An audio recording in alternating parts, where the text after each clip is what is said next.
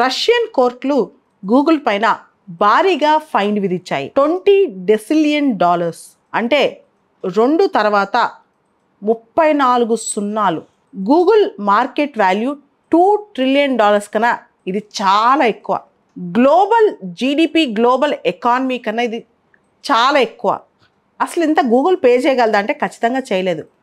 కానీ మరి రష్యన్ కోర్టులు ఎందుకు ఇంత వేశాయి?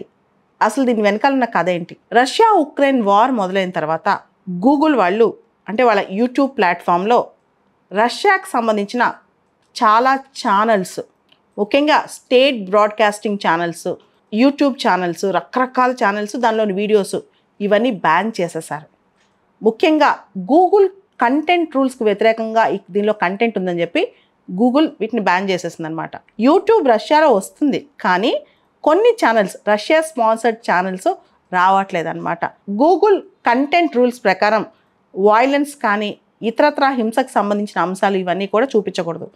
అయితే రష్యా దాన్ని సపోర్ట్ చేసుకుంటూ ముందుకు తీసుకెళ్తున్న యూట్యూబ్ ఛానల్స్, చాలా రష్యా స్పాన్సర్డ్ ఛానల్స్ అన్నీ కూడా బ్యాన్ చేసేసింది యూట్యూబ్ అనమాట. వాటన్నిటిని బ్లాక్ చేసింది.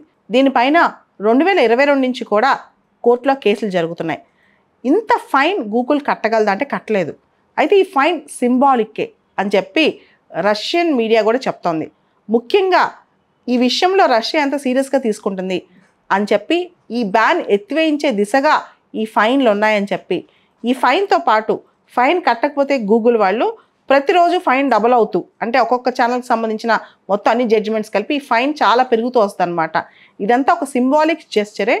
ఇది ఒక ఇంత ఫైన్ వేయటం అనేది మేము ఒక చూపించాలనుకుంటున్నాం, విషయం ఎంత సీరియస్, మా ఛానల్స్ ఎందుకు బ్లాక్ చేశారని చెప్పి. అయితే రష్యా ఇంకో విధంగా కూడా బెదిరిస్తుంది అనమాట. అసలు యూట్యూబ్ని రష్యాలోకి రానికుండా చేస్తాను, గూగుల్ని రష్యాలోకి రానికుండా చేస్తాను. ఎందుకంటే యూట్యూబ్, గూగుల్ ఇప్పుడు రష్యాలో ఉన్నాయి, కానీ యూట్యూబ్ వాళ్ళు రష్యాకి చెందిన కొన్ని ఛానల్స్ బయటికి రానికుండా చూస్తున్నారనమాట.